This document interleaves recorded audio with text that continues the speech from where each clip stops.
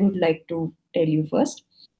So in this presentation, actually my colleague and our technical team head, Hiram, is helping me.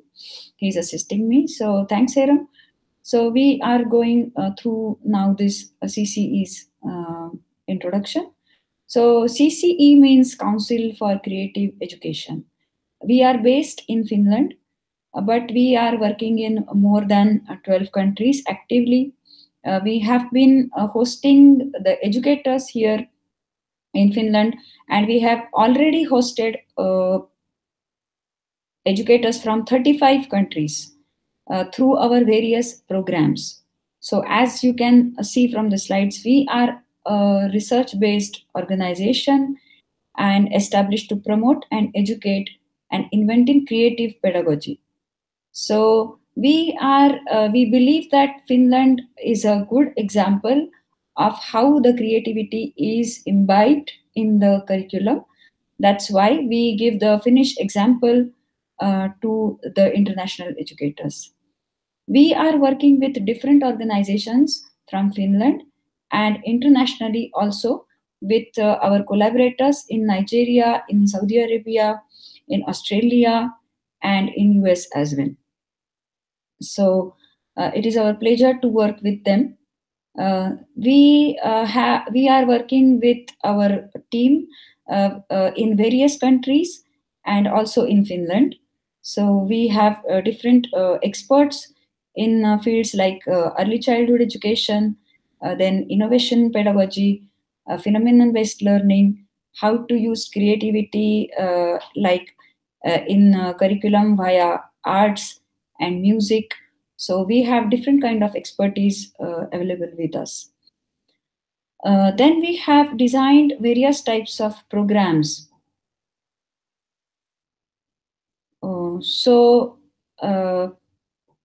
We can see the different kind of programs here, like the training and workshops. We also provide consultancy to various clients who come to us for different kind of programs. So let's go through one by one.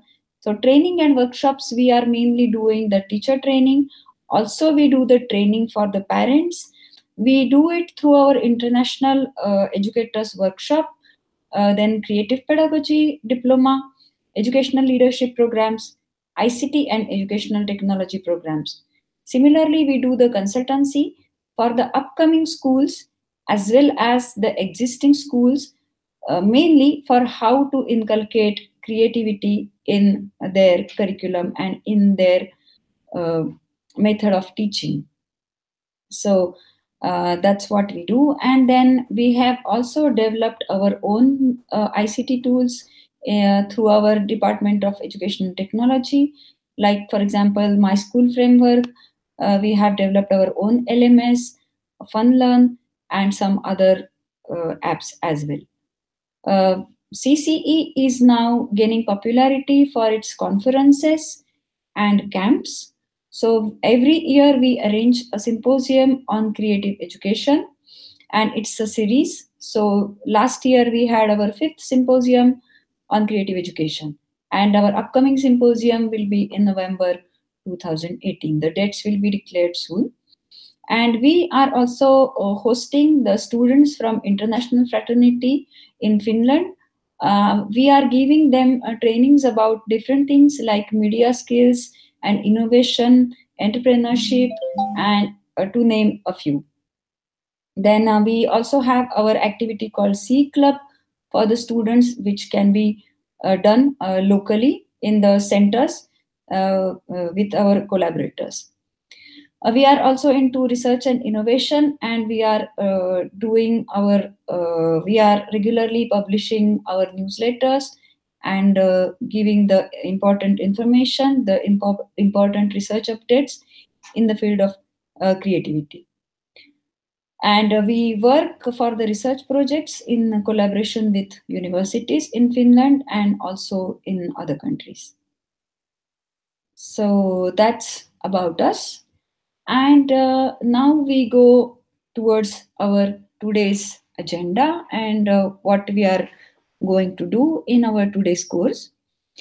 So we are here for the course of creative pedagogy, and this is our motto of Council for Creative Education is redefining education through creativity.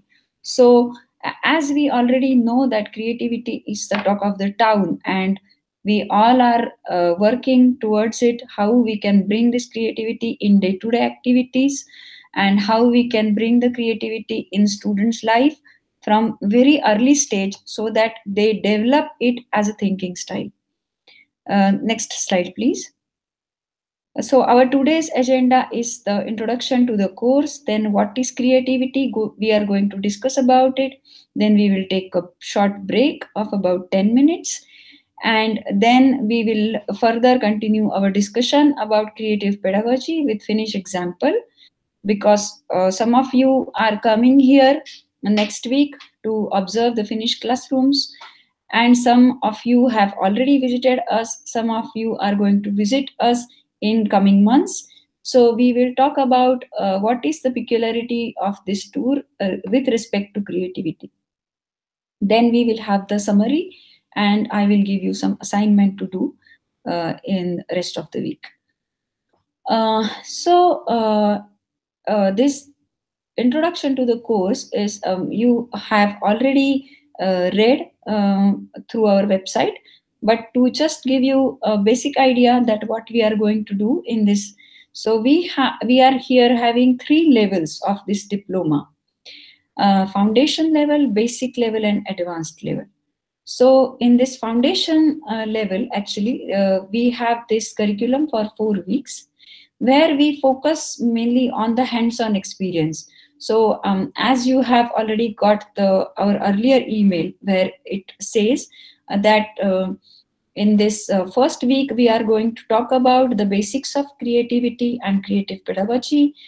And next week, some of you are coming here to Finland to observe the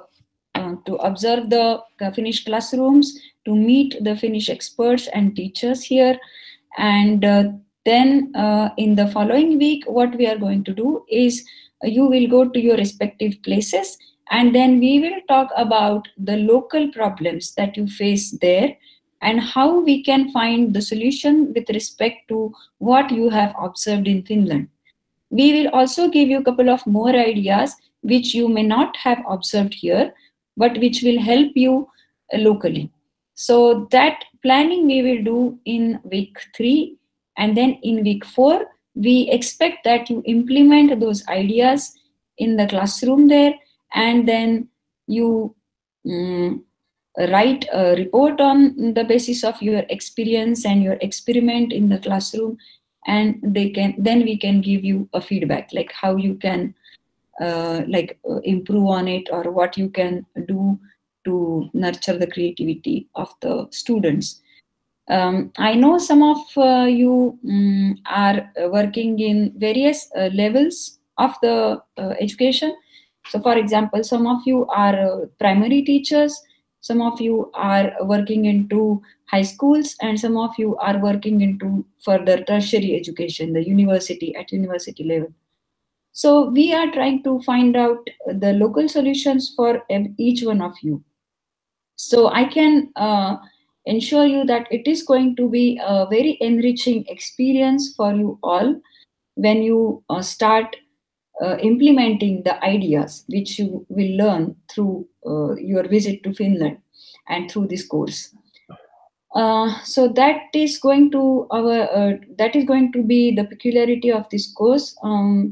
I can say that you must have never done such kind of course before, where we have focus on the practical experience rather than theory. So, Hiram, can we go to next slide, please? Yes. So as I was telling you that why we want you to come to Finland, because the Finnish classrooms are believed to be learner centered. I am doing my research on creativity in Finnish schools since last 10 years. So for a decade or more than a decade, I am connected to Finnish schools. and I'm doing different kind of research projects here with the Finnish teachers. I can tell you that these schools are learner centered, and they have like involve creativity in their day-to-day teaching. The most important thing of the Finnish classrooms is that the students are responsible for their learning. So the teachers, they give them this sense of responsibility so that they plan their study, they design their own learning, and then they take an active part in that. Students are generally working in groups or in pairs. It is very common here, so they can learn through each other. So peer learning is very encouraged. And the another peculiarity which has come up since last 2 years is the phenomenon based learning. So you will also see what is it mean by phenomenon based learning, how the subjects are integrated in this phenomenon based learning, and how it is really affecting the learning of the students. My request to you all that please keep your microphone on mute, and then we can, when we have a chance to discuss, then I will ask you to like open your microphone, unmute yourself, so that we can discuss something. Now we are going towards the main content of our course. So here we see the famous educationist Sir Ken Robinson and what he has to say about creativity. It's a very famous quote of him, is that creativity is now as important as literacy in education. And we have to agree with him, because now, as we know, the economic situation is changing fast. We know that the startups are coming up, and there are not going to be the routine jobs available anymore. So we need to find our own employment, we need to find out our own thinking style to survive for in the next century, and that's why it is as important as literacy. There was an article, it was published in the Fortune magazine, where they interviewed some of the CEOs of different companies, famous companies, where just a moment, there is some technical problem.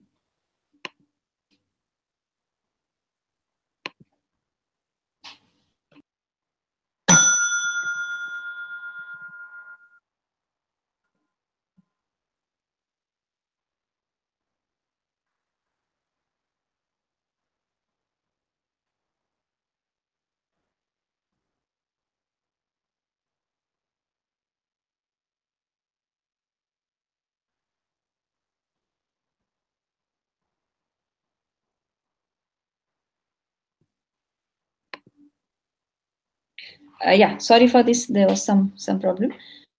So as we were talking about Sir Ken Robinson's quote and the creativity, like why we need the creativity in next century. So Hiram, can we move to next slide, please? So as we were discussing about the creativity, so I would like to know your metaphor of creativity. So according to you, what is creativity? So can you just if you can see on the left side of your screen, there is an icon of chat, and you can click on the chat and write your message there, so that I can read it. So please write your metaphor. What is creativity? Like creativity is, and what do you think about it?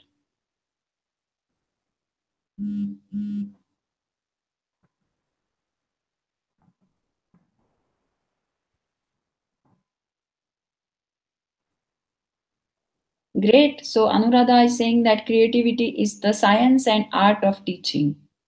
Very nice.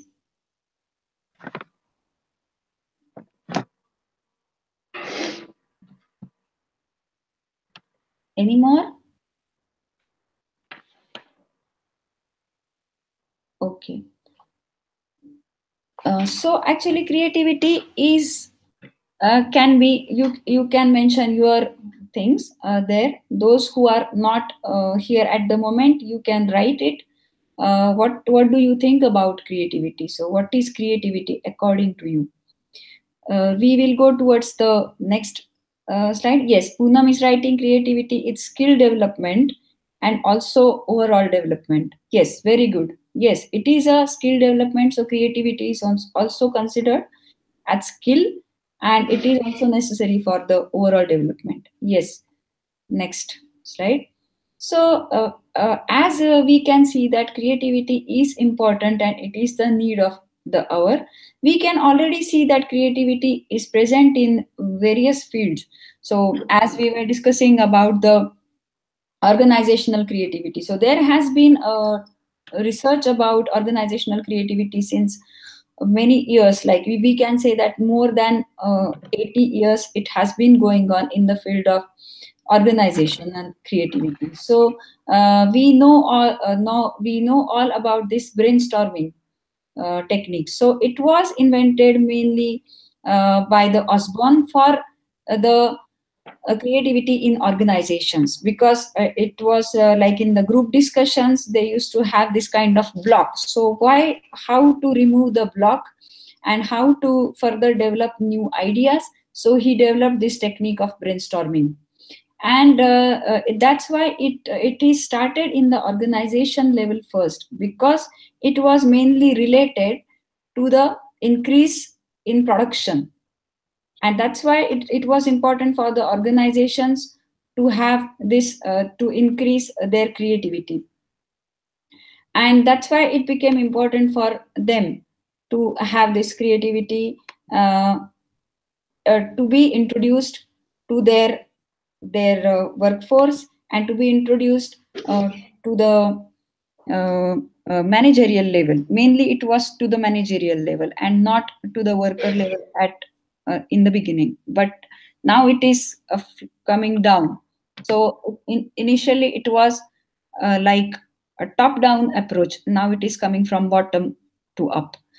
But what does it mean that it is missing in education? So when we say that it is missing in education, that means that we are not really using it in a way we should use to encourage the students, to encourage the teachers to use their creativity.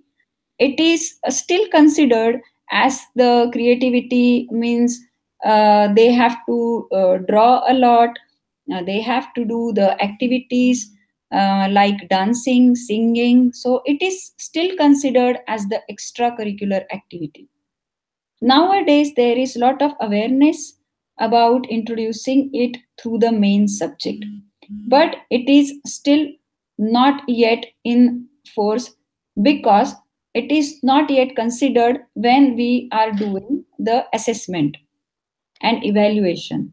So it is considered as two separate things. So you have to be creative. Do you have to be creative? Yes, you have to be creative. But then when you assess the student, then you expect them to write exactly the answers which are there in the textbooks. So if the assessment is not changing, then it is really difficult to bring any change in the teaching or in the learning styles, learning pattern, because the examination is still emphasizing on the rote learning, memorization, knowing the facts, and just reproducing it as it is in the examination paper. I know that we have the audience here for this course from different parts of the world. So I would like to say that this case is still valid for the Asian countries, most of the Asian countries and Southeast Asian countries, because there the examination pattern is still based mainly on rote learning. When we come towards West, still I can see that there also in the higher education and in the tertiary education, most of them are still going through this pattern. In whereas in Finland, if you compare to the assessment system with the other countries, especially I can give you the example from the matriculation examinations.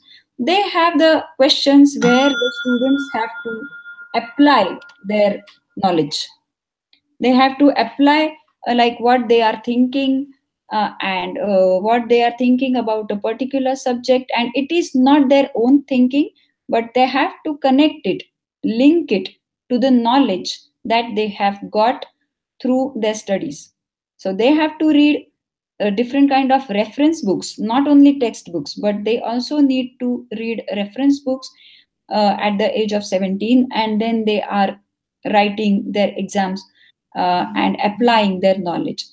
Now it is not coming directly at the matriculation exam, but we can see it from the class 1, that they have this kind of application questions here. So when we talk about creativity in education, we mean that it should be there in each factor of education, like teaching, learning, assessment, so and curriculum. So all these four factors should be there, considered when we talk about the creativity in education. So creative pedagogy, what it means is that creative pedagogy is to make education more interesting, engaging, where the students are not getting bored, they are engaged in the process of education, they are engaged in the learning, it is useful and fit for future innovations. This is the most important point, because the jobs we are having now may not exist after uh, 20 years. So the students which are who are there in the schools right now, so when they are going to be employable, they will need uh, a very different kind of skill sets to be prepared for the future. And creativity is also important because it leads to the passion. In future, when the students are going to work in different kinds of fields, what they will need is the passion, because with the passion they can create their own jobs, they can create their own things. Now, when we talk about this, we should understand that how our brain works in this kind of creativity and in this kind of thinking. So, can we go to next slide? Yes. So here we can see that our left brain and our right brain is given there, and mainly the centers for data, words, details, and numbers in are in the left side of the brain.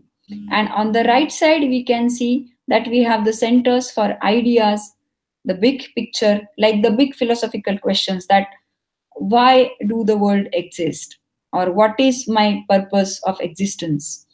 Then the emotions part is there, and it is not like exactly divided in left and right, but this is just for our understanding that these are the kind of centers which are there in different parts of our brain.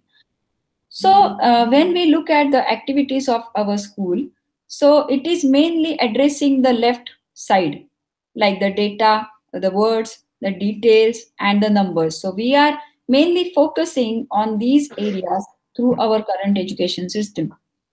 So I can see people from India has joined it, so they can agree with me that still we are struggling with this kind of information. There is a lot of confusion about how to promote the creativity, how to increase the creative thinking in the students and in the teachers. So uh, we if we look at the right side of this figure, like when where we are having this center of ideas and big picture and emotions and creativity, so we can see that through our curriculum, the like mainly about the Asian countries, and also we have got the educators visiting us from Saudi Arabian region, and they were also telling that in their countries it is really missing, that they cannot really put forward the ideas of creativity in routine things, taking the own responsibility of learning. And if they are trying to do it, then they have to face a lot of challenges through various channels. So it is really important that if we want to increase the creative thinking in the students, the creative thinking style in the students, then we have to give them the exposure to different kind of materials, different kind of thoughts, where they will express themselves freely. So how we can do it? So let's go to the next slide. So when we are talking about the left brain and right brain, there is one another important idea come up, is this big C and little c. When we are talking about the basics of creativity, so what is creativity? Is like, as some of you have already mentioned, it is the science and art of teaching, it is the skill development, it is also considered as life skill, it is also considered as creating new ideas. It might be some tangible product, or it might be a service idea. It is also creativity also means like finding the connections between two totally different ideas. So to then creativity is also means that you create something which is a process. So there are called like 4 P's of creativity. So first is person, second is process, third is product, and fourth is praise of environment. So what does it mean? When you say that person, is that the innate skills of the person which he needs for the creativity. Then when we talk about the process, is like when you are developing something, when you are creating something, there are certain steps of the creative process, where it is like incubation, when you some idea is there, incubation, then you process that idea, you think about it, and then you suddenly got the solution, like the illumination, is it is called as illumination, or it is also called as the aha experience, when you got like something, oh, this is what I was looking for. So this is called as the aha experience. And so this is the process, and then comes the product. So a person goes through a process and come up with a product. Then the product, as I said, so somebody might paint something, or write a poem, or just have a business idea. So these all kinds of things are known as products. Then there is this press of environment, which is very important, like what is the environment in which you are creating all these things matters a lot.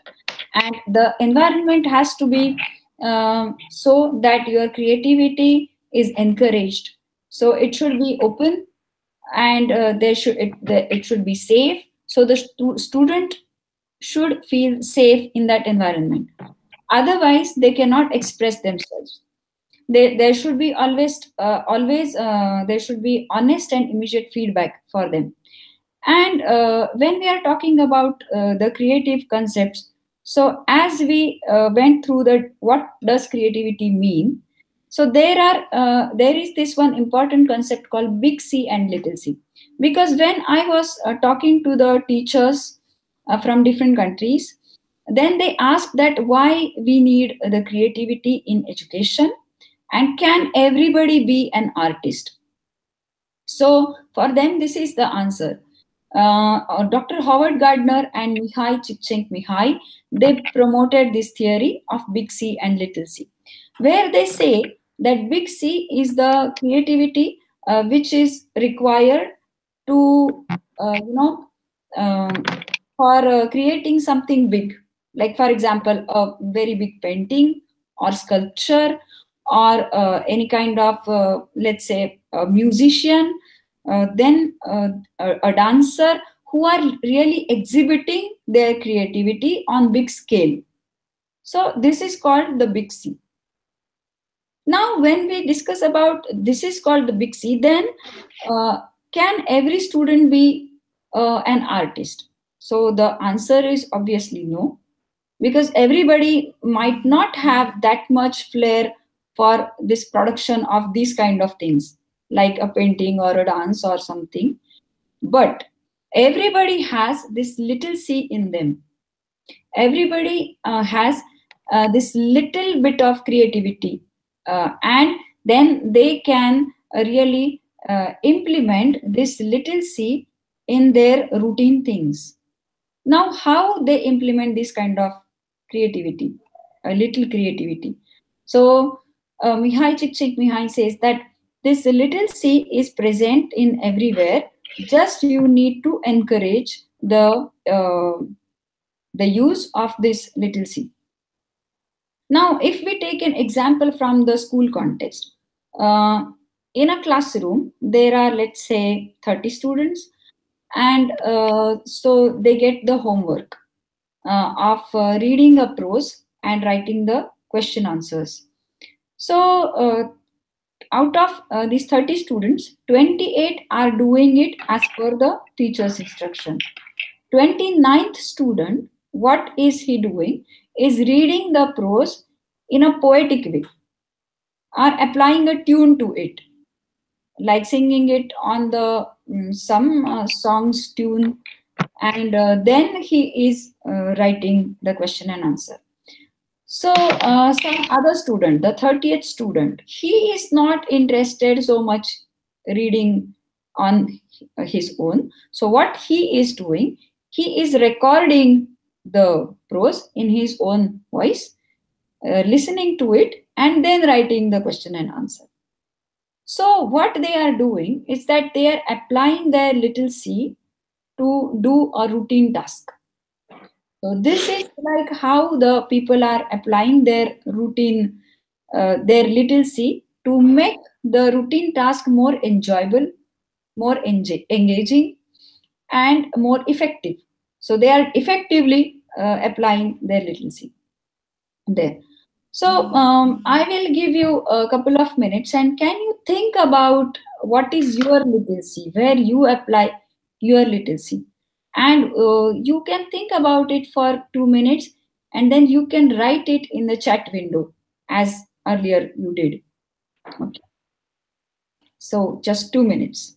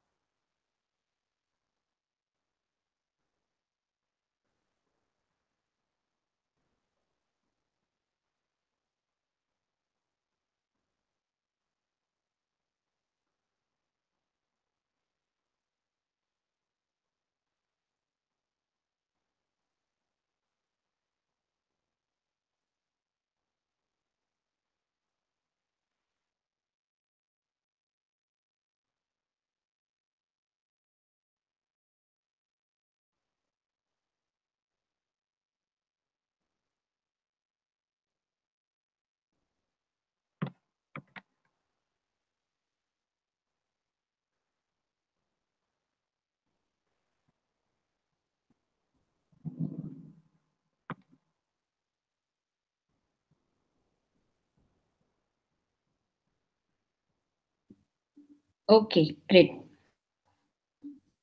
I can see that some of you have written already there.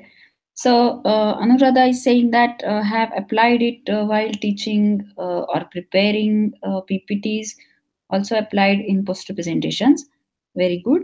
Poonam is saying that to make task interesting, we are listening to music as well as play with children. Okay.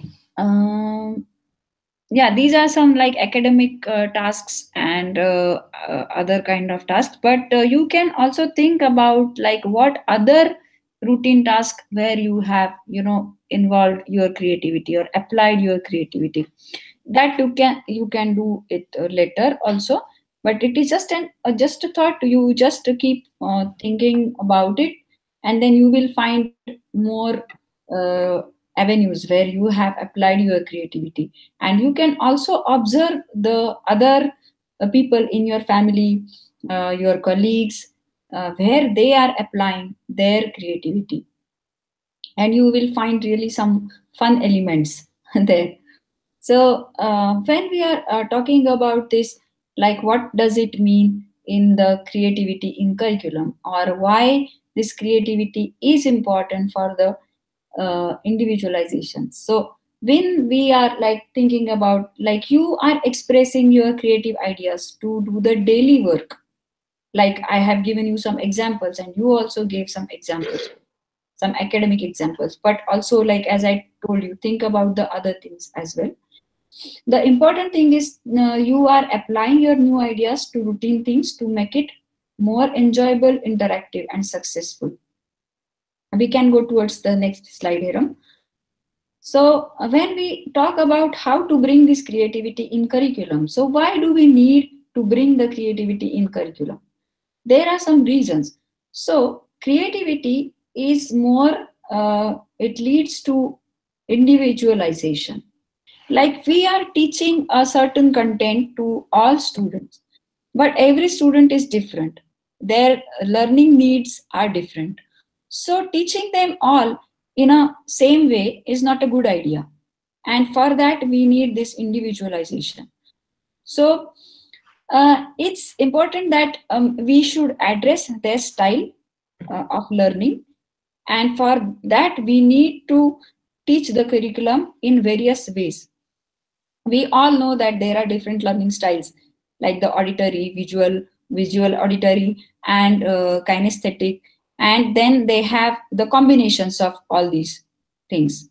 So to address their needs, we have to give them the content in different manners, and it is possible only when we apply different kinds of new techniques to the particular content. Now, according to your own field, you can think about various kind of creative techniques. We will also tell you different kind of creative techniques through our course in further lectures and in further assignments. But it is important to understand that this creativity in curriculum has to be involved so much that you have, when you are planning the lesson itself, you have to think about what kind of creative activities you can involve there. The activity based learning is always important when you want to improve the creativity of the students. So there has to be the games, there has to be some peer learning, there has to be some group discussion, and some other ideas where students can come together and create something, because they, some of them like to read and write, some of them are more into designing and planning. So you have to, as a teacher, you have to identify what are the specialities of the students, and then you will be able to encourage them to develop it further. And as we were discussing earlier, it is also considered as the life skill. So we have to think that what they can use it for their future, how they can develop their skills in a such a way that they can use it for their life further. So creativity is an important part of individualization or individualized learning, and that's why the teachers need to be creative. Now, how it can happen, we will go to the next slide.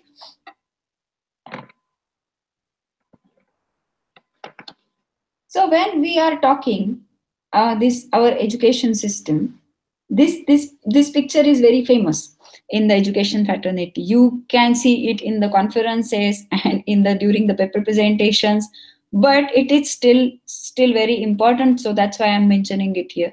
So here we can see that there are different animals like the elephant, the penguin, the monkey, and also the fish.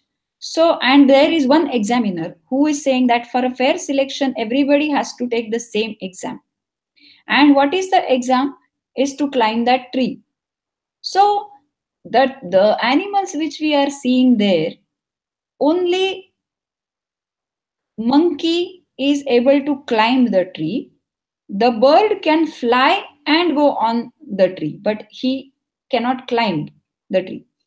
So, what we are doing through our education system is we are trying to do the same thing, that though the skill sets are different, we can see here that for the elephant, he can lift the tree. He cannot climb, but he can lift it.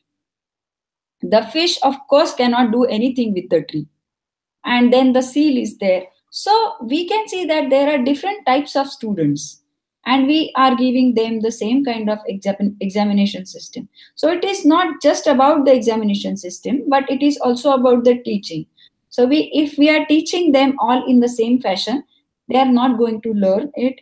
Like everybody is not going to learn at the same level. So there has to be different types of teaching where they can learn it. Now, there is also another problem when we think about the creativity in curriculum, and when we talk about creativity in the schools and creativity of the students.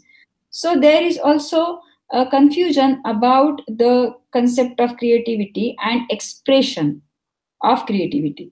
So, for example, sometimes what happens that the teachers are unable to differentiate between what is creativity and what is not creativity. So whenever we talk to the teachers, they say that does it mean that we have to leave the students on their own and then let them do whatever they want? So it is important to understand that creativity is not about letting the students to do their things on their own. It is very important that we have a set of rules, and we should tell them that these are the things you have. Like for example, we have the crayons and the papers. We have to tell them that what we are expecting them to do with that paper and crayon. So the instructions should be very clear, that for example, you are talking about vegetables, and then you have given them a paper and crayons, and now you should tell them that as we are talking about, let's say, tomatoes today morning. So what do you think when we talk about tomato? What is your thinking? What do you think about it? And then draw the pictures of the same, and then let your imagination fly. Like when we talk about it, what do you think about it? Like for example, then some might write a poem about tomato, some might draw a tomato house, some might do something else. So it's up to their imagination, but there has to be a set of instruction where they can follow it. So in one of our lectures, what happened is, like, there was one teacher from a school, and she was telling that she asked her students to draw a picture of banana. So what the student did is that he didn't he drew draw the banana, but the plant was different. It was not similar to the banana plant which is expected to be there. So, and then she said, well, can I call it creativity? So I said, yes, of course you can call it creativity, but you can at the same time tell to the student that the how is the banana plant look like. So it is you should not discourage the student that why you did this, it is wrong, because that student might not have the idea that how the banana plant is. So you should give them the idea of banana plant, but at the same time you should say that good that you draw something, you made the banana there. So that's how it is important to differentiate between what is creativity and what is not creativity, and that's why we need a set of rules.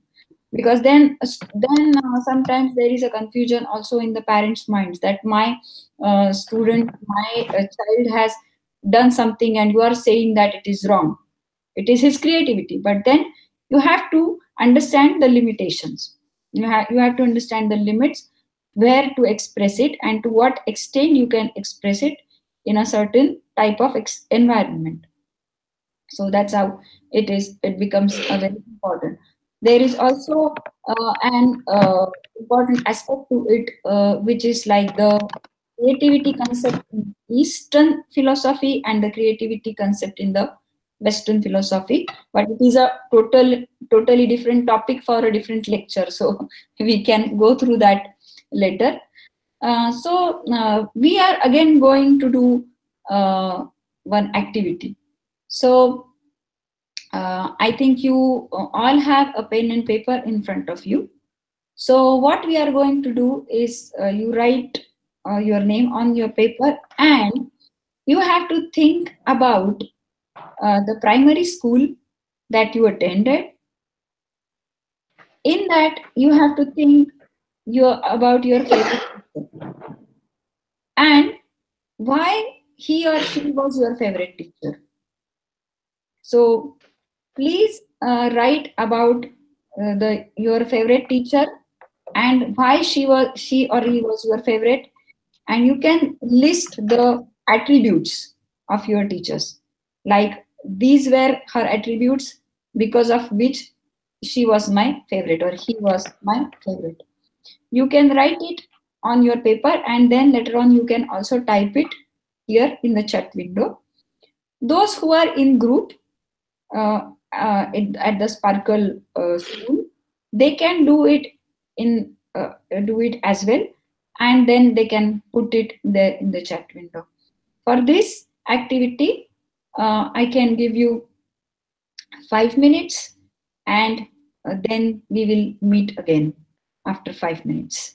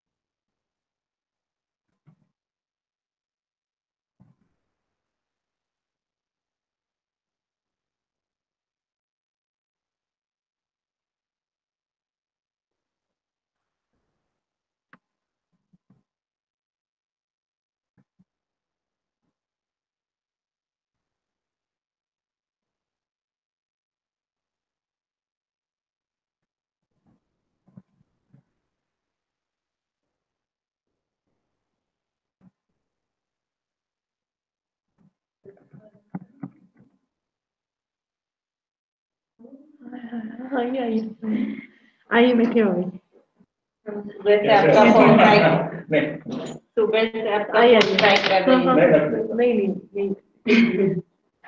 हाँ हाँ बैठिए बैठिए बैठिए चलेगा चलेगा Daji, can you just mute your mic? Problem थी मुझे अच्छा सुमेर ने सुबह कुछ उसको क्या बोलते हैं उसको Anuradha ji, पावर सेवर में रख दिया Anuradha ji, can you please mute your उसके बाद मैं microphone? चार्जिंग पे लाई चार्जिंग भी नहीं हुआ फिर मैं अभी लंच में गई फिर घर छोड़ के आई तो फिर मैंने बोला और अभी क्या मेरा थोड़ा एक इंटरनेशनल वो चल रहा था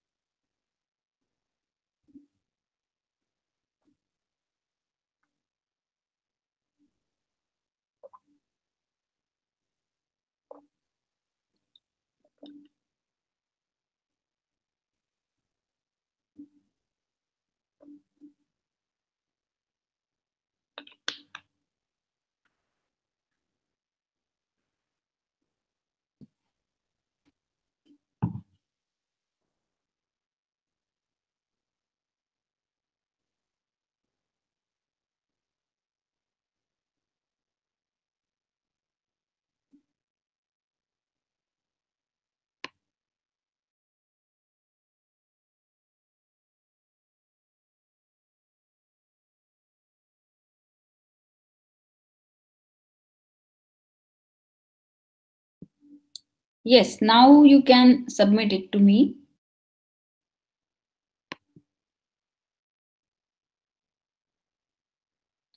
You can type it in the chat window.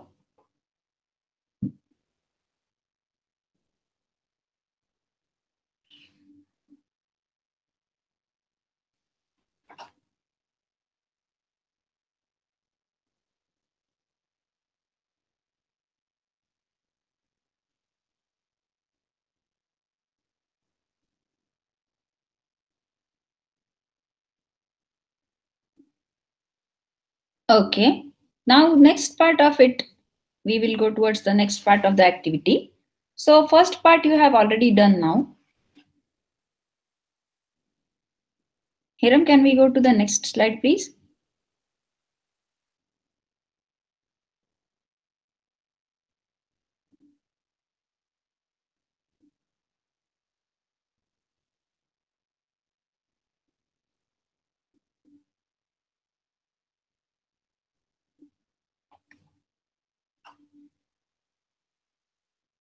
So, as we were discussing about the favorite teacher, the next part is about the non-favorite teacher. So, uh, when we were in schools, there were also some non-favorite teachers, like whom we didn't like, whom we disliked. So, can you think about your non-favorite teacher and why the teacher was non-favorite, like why you disliked the teacher? And then you have to list the common attributes, again the same thing that we did earlier. So you have to write about the non-favorite teacher, why he or she was the non-favorite, and then you can also paste it in the chat window. I couldn't see your earlier things there, so please can you put it there, your assignment?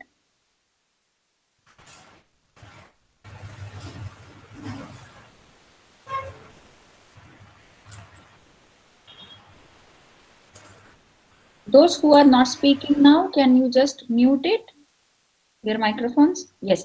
So we were doing one activity where you have to write about your favorite teacher and your non-favorite teacher. About favorite teacher, why the teacher was your favorite. We are talking about the primary school teachers. So why the teacher was your favorite teacher? And when you are talking about the non-favorite, is then why the teacher is your non-favorite teacher, or why did you dislike the teacher? What are the attributes? So I'm still waiting for the messages from you about this assignment. Hi, Shirin, can you hear me? Yes.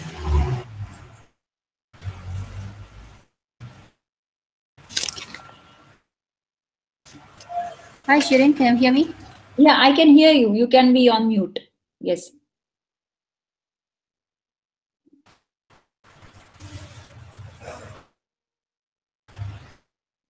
Hello?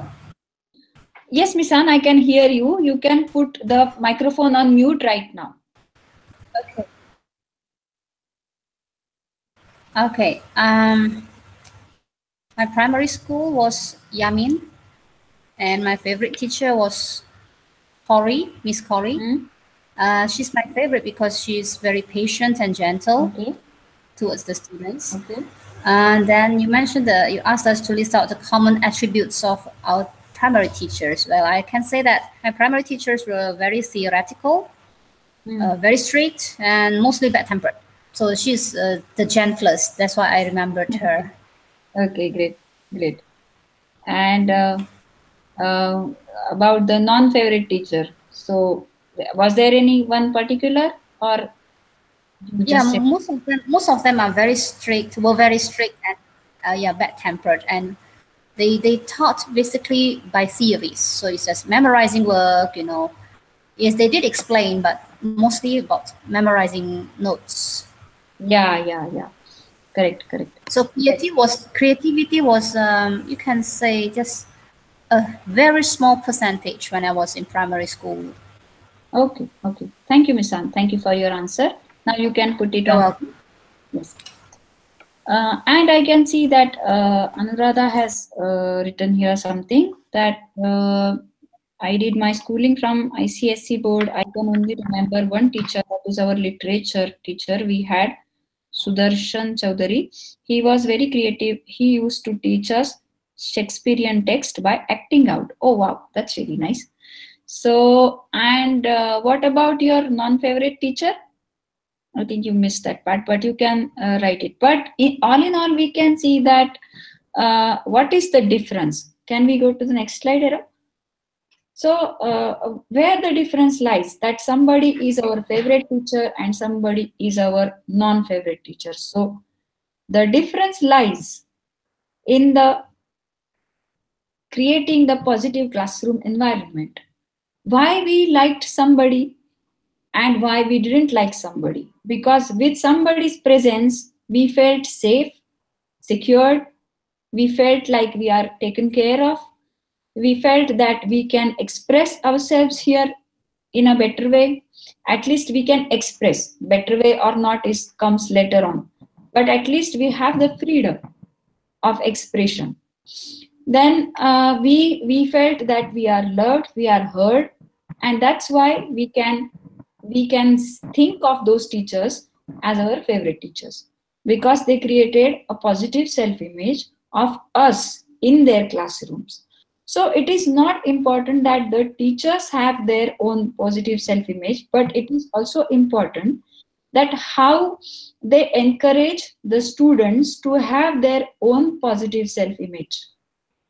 That's, see, when we are like talking through the psychological perspective, like the child psychology, when we discuss about the child psychology, it is very important that when we feel comfortable in company of others, where we can have our positive self-image.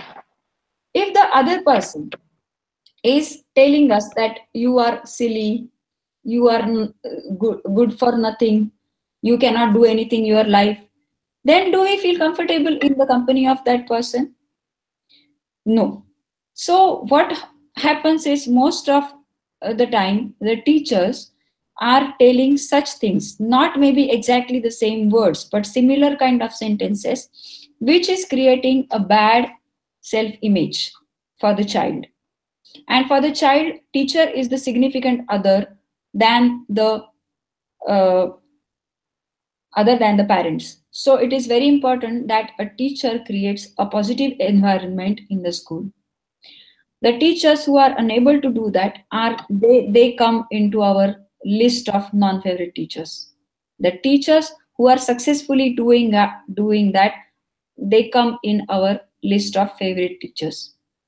So how we can create this positive classroom environment then? So here are a couple of things which we have enlisted.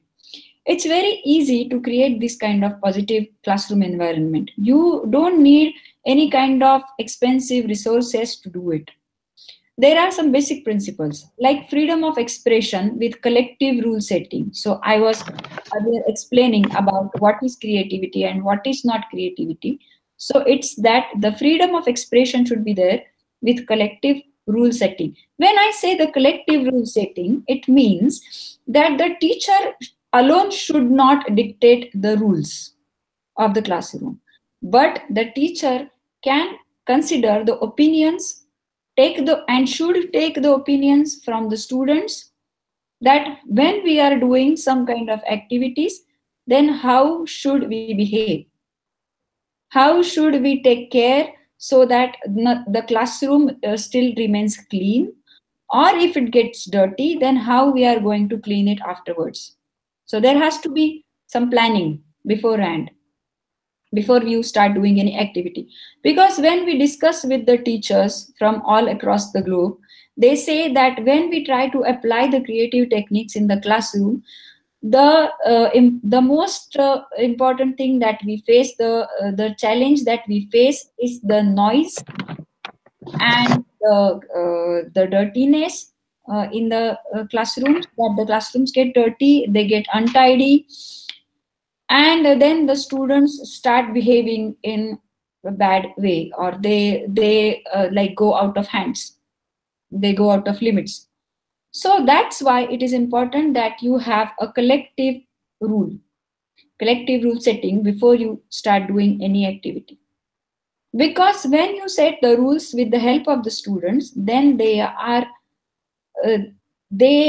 bound to obey the rules because they have designed it. You are not dictating it. When you dictate them, then they want to break the rules. But when they themselves create the rules, then they tend to obey the rules. So that's the peculiarity of this freedom of expression with collective rule setting. Then you have to be open-minded, and you should not label a particular student that you are wise, you are not so wise, you cannot do these things, you should do these things in such a way. You should not label it like that. There has to be acceptance. In some cases, you should give them freedom where the things cannot be right or wrong. Like, for example, you are asking them opinion, or they are telling something about their family, then there cannot be anything right or wrong.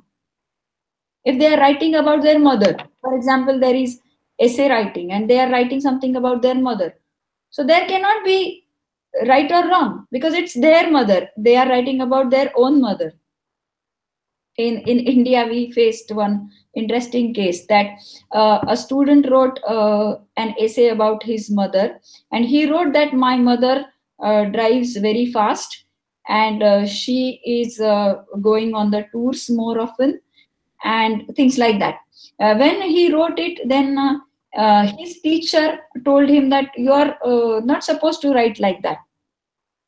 And then she told him that doesn't she cook for you, and doesn't she clean your home, and things like that. So then he got upset that he said, but it's my mother and this is what she does. So some things you have to understand that they cannot be right or wrong. You have to have the acceptance for whatever they are producing, whatever they are writing.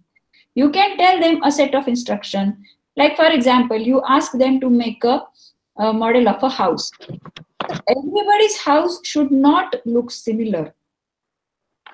So what happens is that sometimes teachers are into hurry and they want to just complete the tasks, and that's why they want everybody's things to be similar so that they can assess it easily.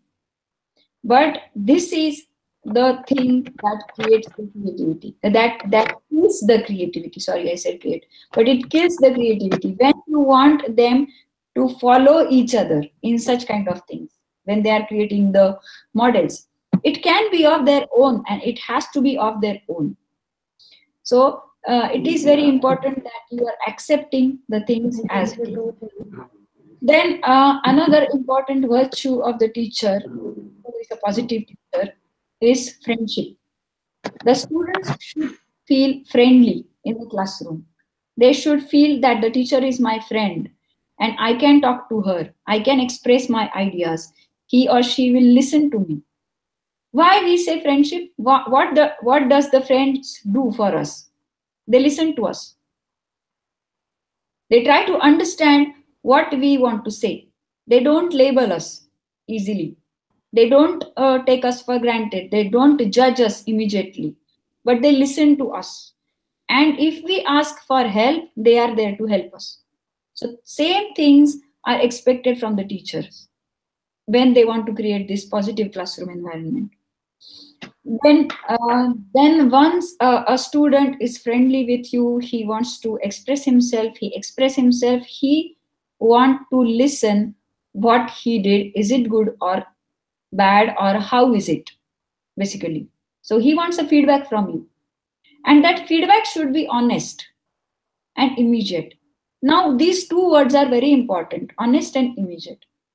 Why the honest feedback? What does it mean by honest feedback?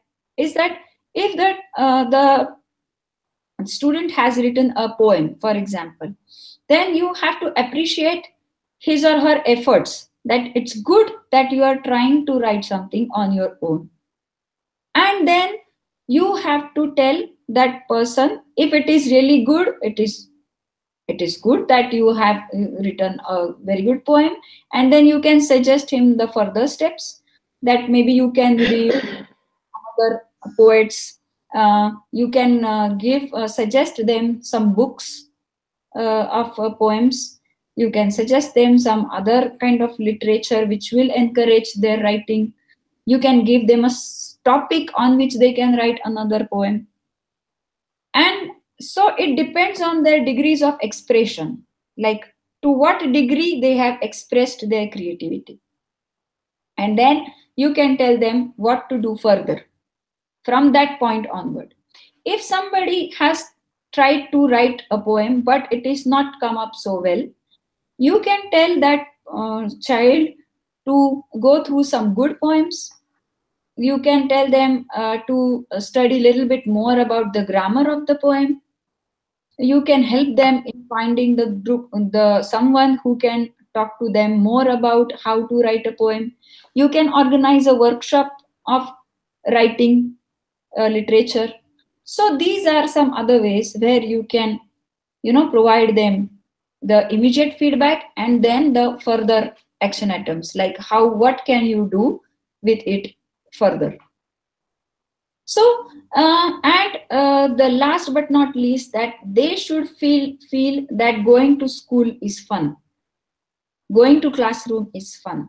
They should not feel that when I go to the classroom the teacher is frowned. They are not very happy that they are there to teach us. So these are some important things, that the student should feel that the teacher is interested in teaching. Then only the students feel comfortable in learning. Then they feel interested in learning. If you yourself, you are not very comfortable in teaching, then how you can expect that the students will learn? They will be comfortable in learning. So it is very important that we create a positive school environment, positive classroom environment. And once a teacher start doing it, then the student will automatically follow it. They will automatically try to be creative. Now here we take a break and we come back again after 10 minutes. You can think about how you want to implement these kind of things in your classroom. And then we will again come back and talk about the Finland part of creativity after this. Okay, so a break for 10 minutes and then we will come back.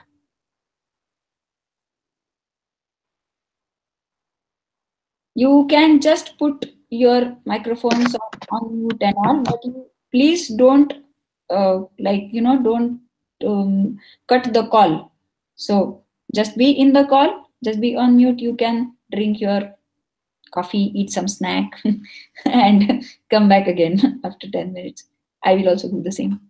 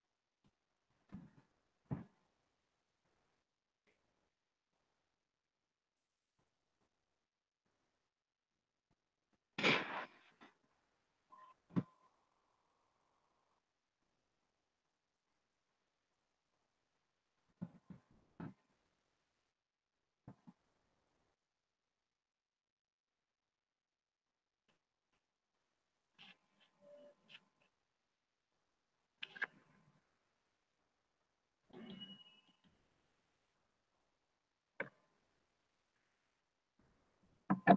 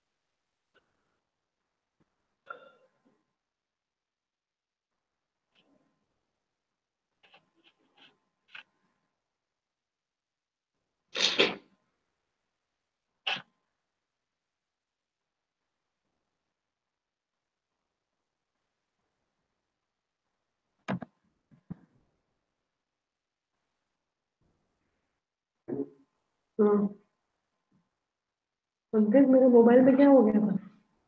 नहीं चल रहा ना? चल रहा है। अब चल रहा है? सामने पूरा मोबाइल चालू है। अरे यार ऐसा तो कैसे? पासवर्ड नहीं पता।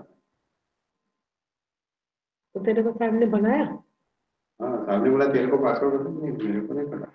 तो द्रविका को पता था ना? त्रास हो गया है।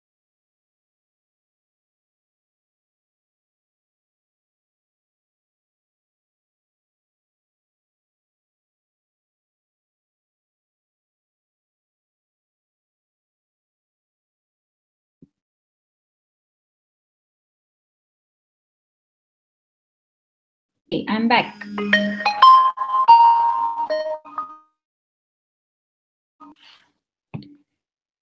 Yes. So we had our break. Now I'm back, and we we are we are going to talk about our remaining part of the lecture. So we just now we saw that how it is important to have the to create the positive classroom environment. I think there is some problem coming in my call. Just give me a few seconds.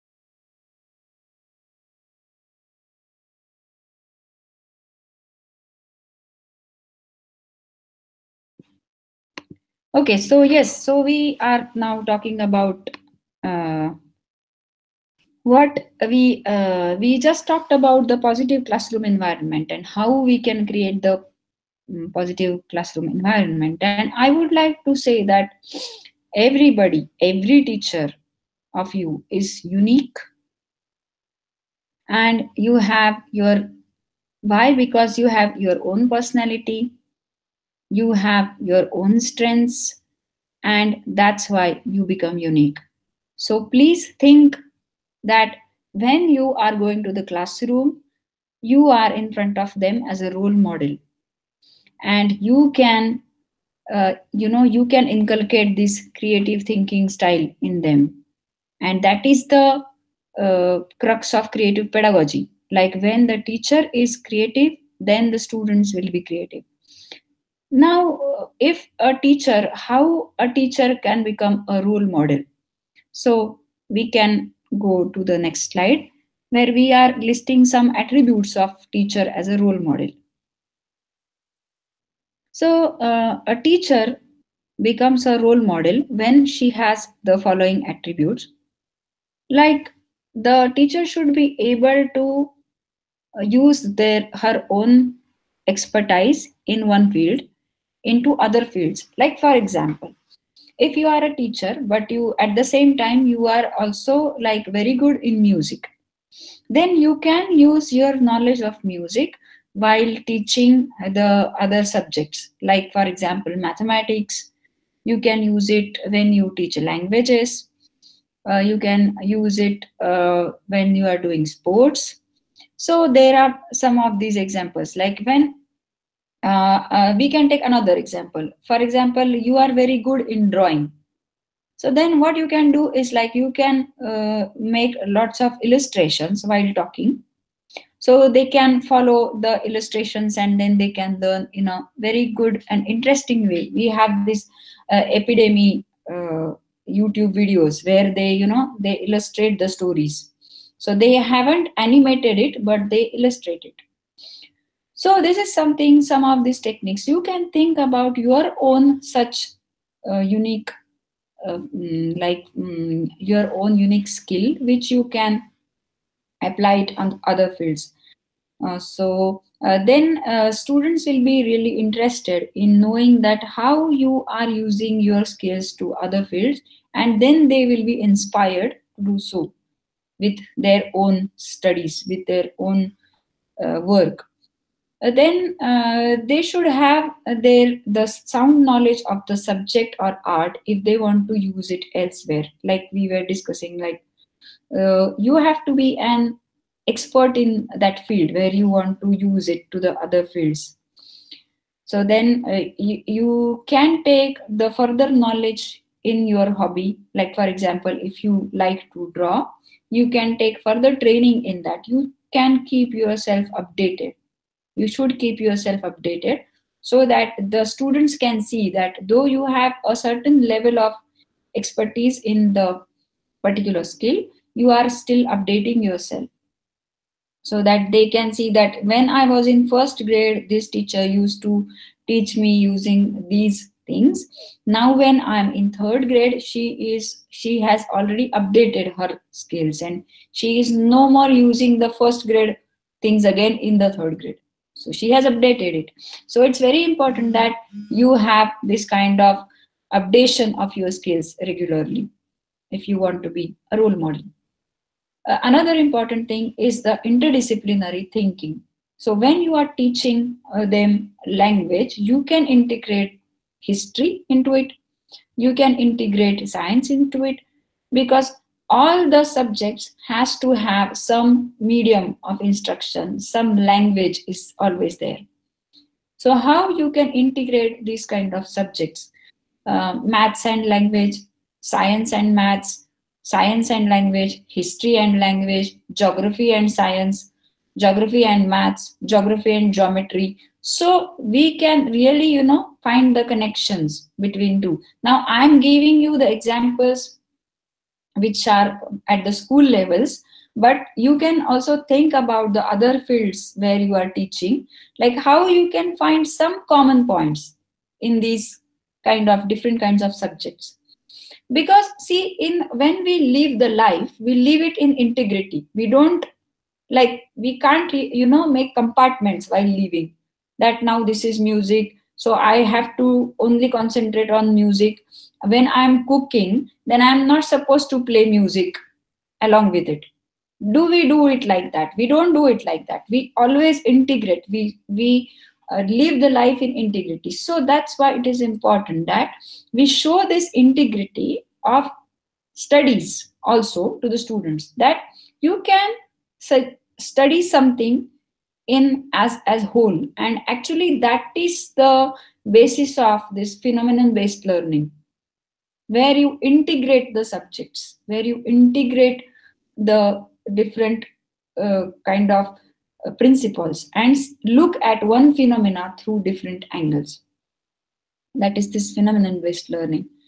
Now this interdisciplinary learning, so where that also is important, that when you are learning something, you automatically tend to think that how it is connected to other subject. So you need not put more efforts into that, but once you start thinking about it, you will start finding the connections. That the physics principles are applied when you are doing something in your home, like you are trying to run a machine. So you can see the principles applied there.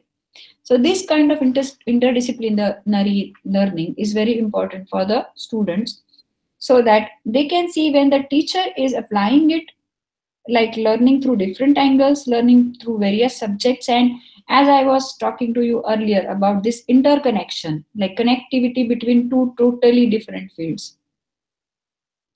So like more often we find that the musicians, they are doing different kind of sound experiments, or the percussionist.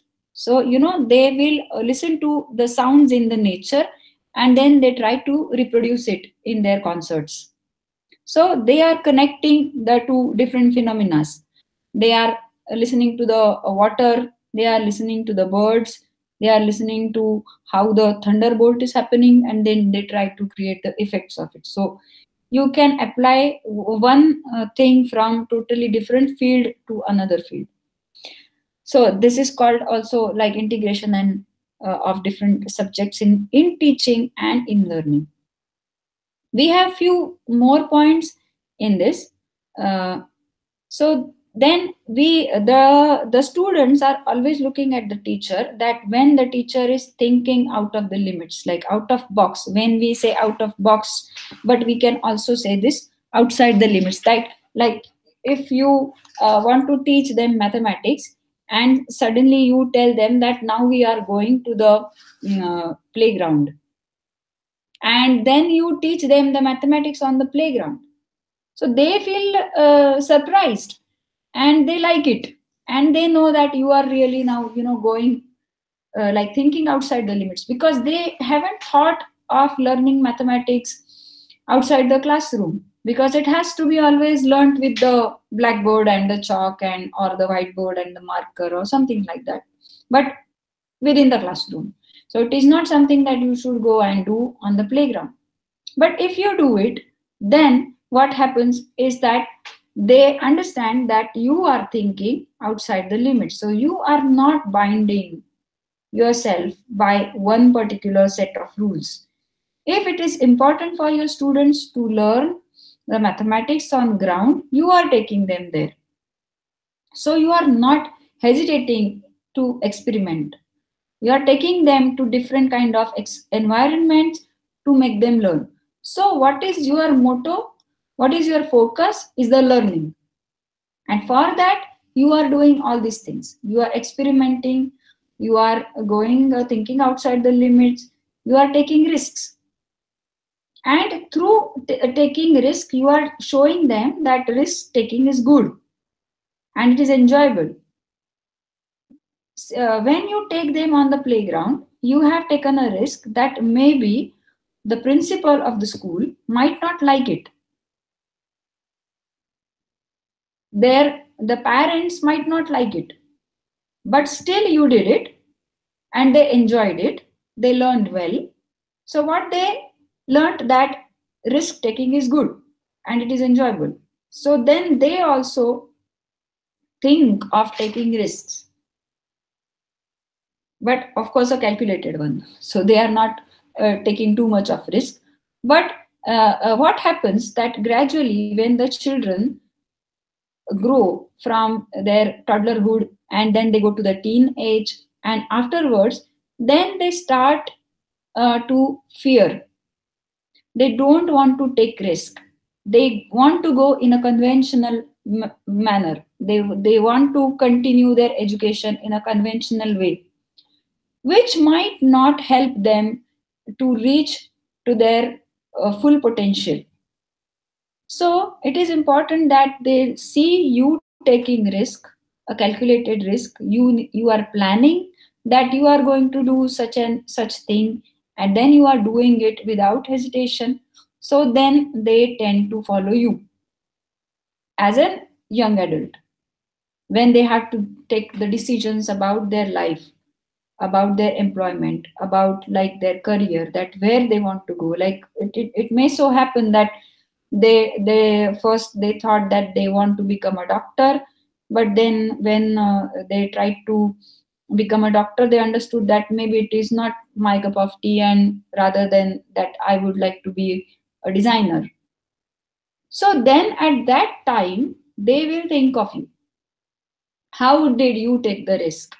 How did you do like the experiment with their learning and teaching? So then they will try to kind of follow that value of risk taking.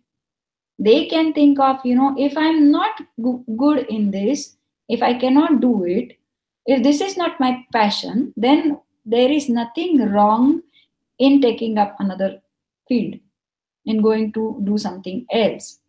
So it is very much important that you show it to them. Taking decisions on your own is valued. So like when you want to do something, you are taking the decision on your own. You are not always going to your supervisor. You are not going to always take permission from somebody else. So it's your own decision, and you have to think about the pros and cons yourself. You have to take the responsibility of your decision. So they always see a teacher doing that, then they feel inspired to follow the teacher. Like when the teacher is taking her own decision, his own decision, and it is important the teacher stick to the decision. Because sometimes it happens that when teachers take some decision, and if there is a lot of pressure from the school principal or some other significant members of the school, then the teacher has to change the decision. But if the students see that the teacher is sticking to the decision, then they really value it, and then they also think that I can also take a decision and I can stick to it whenever it is required. And so these are like some important points of this creative pedagogy, where you are like a role model. And there is a nice poem written by a student about a teacher being a role model. So she says that a teacher in my life to whom I have never told a lie She is the messenger of God and is the role model for all. She teaches me the lesson of discipline, correctness, and forgiveness so that my life is full of happiness. A teacher who is wise, she cares for me and wears no disguise. She reminds me of the moral values and responsibilities so that I am not addicted to some bad quality. She sometimes gets angry on me, but I don't feel bad of it because she is the book of knowledge for me. She is diligent and smart, having a loving heart. She is a storehouse of knowledge and has an unlimited mileage. She can work 24 hours of the day without giving a break to the way. She is none other than my teacher, my role model. The teacher which you are seeing in this picture, she is our trainer and she is a teacher for last 35 years in the school in Tampere. And her students also consider her as a role model because she does lot of experiments and she uses color as her tool. So she is an artist herself and she uses colors as a tool to teach them different subjects like history, geography, science, like biology. So she used to teach all these kind of subjects through her own tool, and that is drawing and colors mainly. So this is like what we have here, like for the how you become a role model for the students, why it is important that you understand this concept of creativity and individualization, like why it is important that you have uh, your own creativity there, and you can understand this importance for the individuals, and their learning styles are different, so you need to address their learning styles, and for that you need to have the creative pedagogy. So uh, now we have been through the main content of creative pedagogy. We will discuss about this Finland education tour part now. So, and then I will give you this assignment and this activity about know yourself and exit slip. We will do it. So now when you are coming to Finland, so we are going through different stages of education here. We are going through the early childhood education, then where we will see the kids from 1 to 6 years of age. Then we will visit the primary school, when we will see the schools between the students between 7 to 15 years of age, and then we go to high school where you will see the upper grade students 16 to 18 years old, and in the vocational training you will see them that how they are doing the vocational training here. So through all these stages, what you will see is that how they are implementing the creativity in their curriculum. You can see some examples there in the classrooms itself. Sometimes you will also the routine classroom going on, like a typical classroom going on there with a teacher standing in front of them, and the students are listening to the teacher, but they might have already done some activity and then they are doing the next part of it.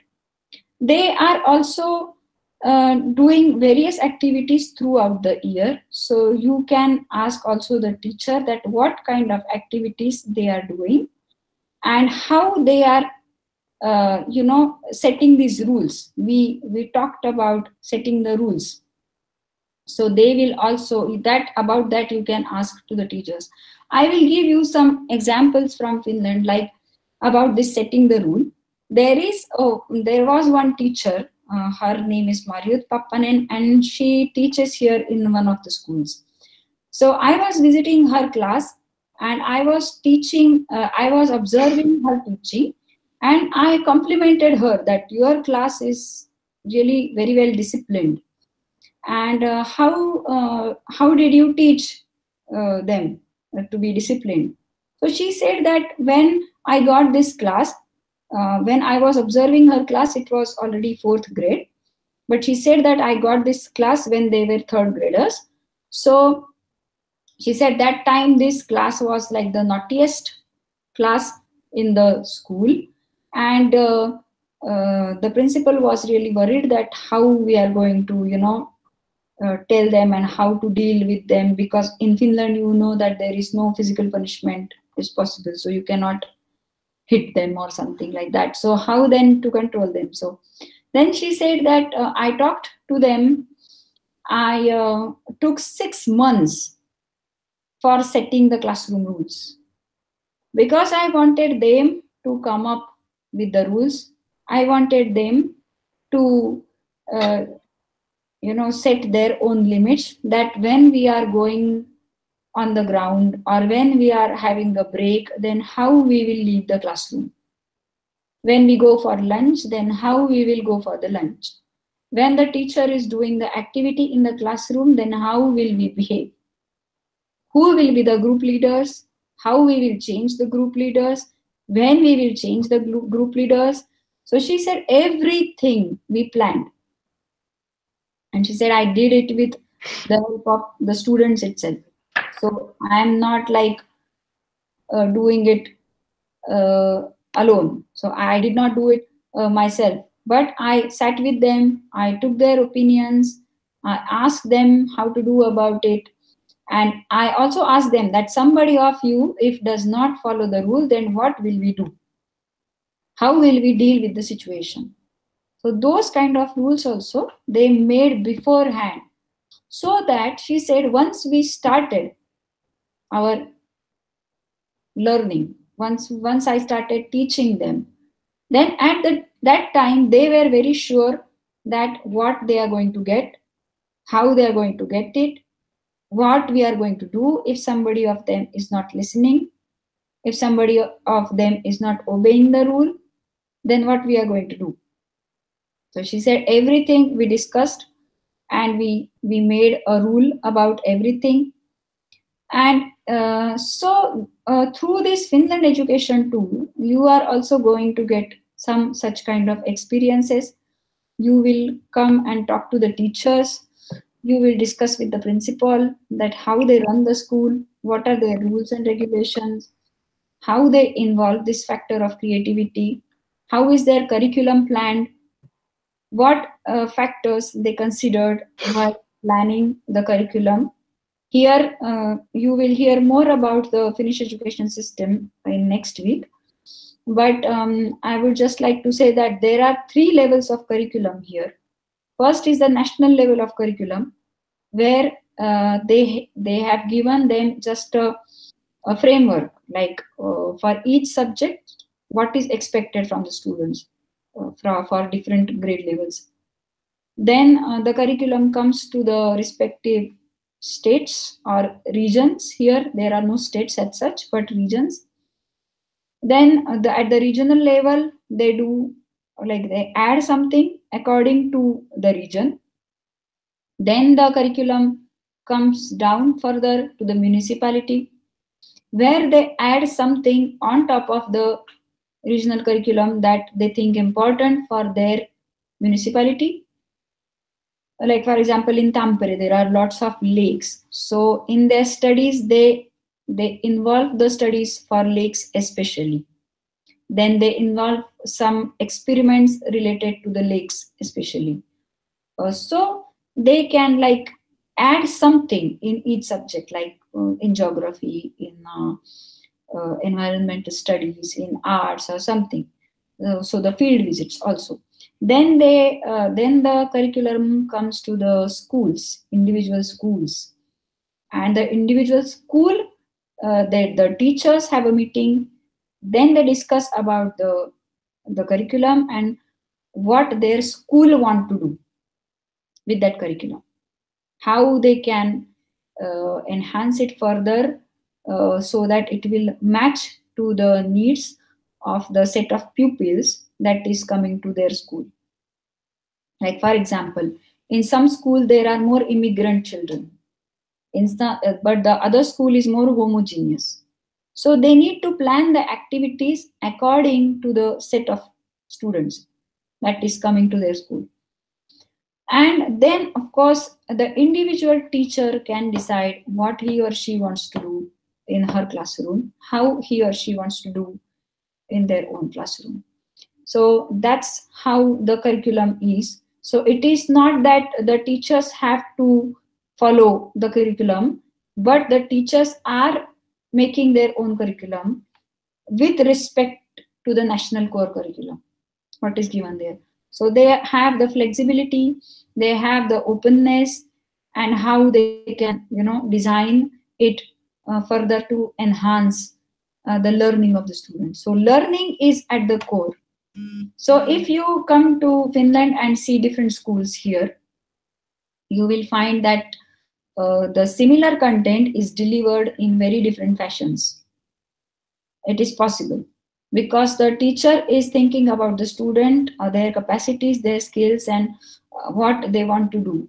Like we were talking to another teacher here in one schools, and he said that last year I got a class which was more academically oriented. So I had to do a lot of reading, writing activities with them and presentations and things like that. But now he said I have got a class which is more active, like they are more physically active. They want to do some activities. So he said then now I have to plan my content considering their learning style. So I am planning more activities, more field visits, more going out and play and going out and learn. So the teachers are here, they are very open-minded and they are ready to change. They are flexible. So that is the peculiarity of the Finnish education system. When you come here, you will observe that how they involve this creativity in their curriculum. And they don't even think about it like now I have to involve the creativity in the curriculum. But it comes naturally because they focus on learning.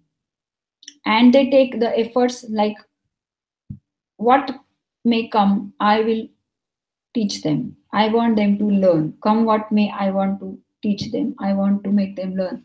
So that's why they use different kind of strategies. And the more important strategy for them is this collaborative learning. When we were going through the first few slides, we discussed about it, like why we are talking about Finland, why we are asking you to come to Finland as a part of this diploma program, is because whatever we are talking here, you can see the examples of it in the classrooms. You can talk to the teachers, you can talk to the principal, you can talk to the students, and then they will also tell you the similar things. So now for us, it is the time to sum up for today's lecture. So today what we did is like we learned about the basic concept of creativity. What is creativity? What is not creativity? What is creative pedagogy? Why it is important to have the creativity in curriculum? Why it is important to create the positive classroom environment? We talked about the 4 P's of creativity: the person, process, product, and place of environment. How the positive environment, classroom environment can be created. Why the teacher is important. What peculiarities are required to be a role model for the student. Why they need a role model. So we discussed all these things. Now there is an activity for you. So we can go to the exit slip. It is called as exit slip. So before we take leave for today, I want you to write 3 important points that you learned today from this lecture. You can write it in the chat box here, and you can also write it on a paper for your own reference. So you can maybe think about 1 minute and then start writing it.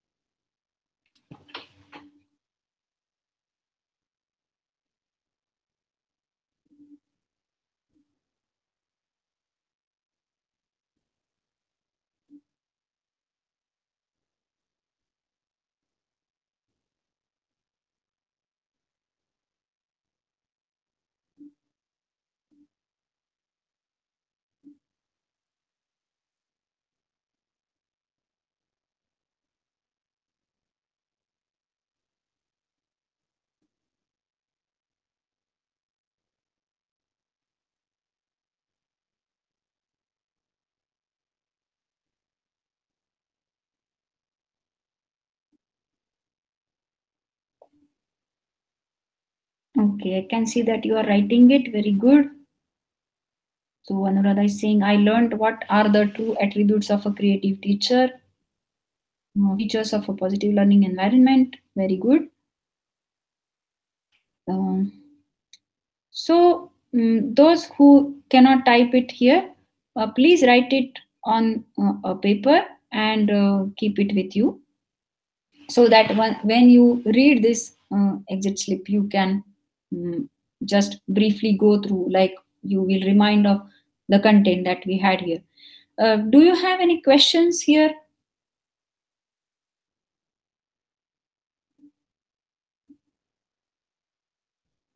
No problem. If you don't have it now, you can also post it in the classroom, and then I will give you the answers there. Now, at the end, I want you to do an activity, and it is also going to be an assignment for this week. So we were talking a lot about creativity and individualization. So the next part of it is the activity. So the activity is called as Know Yourself. So before being a teacher, you are a human being. And do you really know yourself? So you can see the figure that it is having a big question mark, that do I really know myself? So what are your peculiarities? For that, we have an activity here. So it is called as cutting the doll. I want you to do it in your place during this week sometime. And then you can take a picture of it and post it in the Google Classroom. Is the instruction clear? That you will take a picture of the doll and post it in the Google Classroom. There are some instructions for that.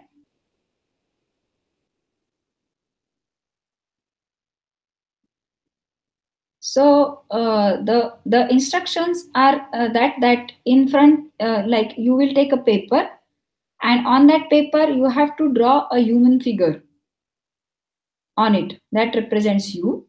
So, and it has to be a hollow figure. You should not put any like kind of too much of clothes, or so there should be a space for writing. Actually, that is what is required.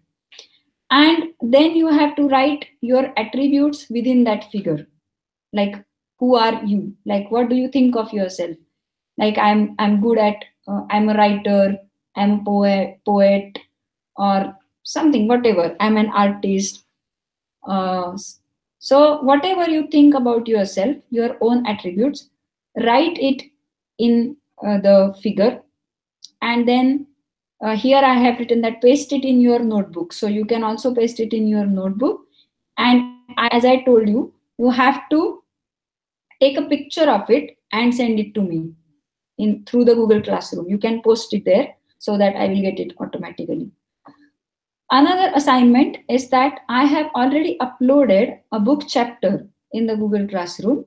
So please go through that. And once you read the chapter, you have to write the summary of it in your own words. Like, what did you understand from it? So summary in your own words and put it there by the end of this week. Okay, so that's the 2 assignments that I have given to you. I will also create this assignment in the Google Classroom, so you will get to see all the instructions there, that how many words, like what is the word limit, the page limit or something like that. So you will get all the instructions there. I will create the assignment there in Google Classroom. So thanks to all for joining our lecture today. And next week, some of you are coming here to Finland, so I will see you here. And rest of you are coming to Finland in near future. So welcome all. Tomorrow we have another online lecture that is for pedagogical leadership.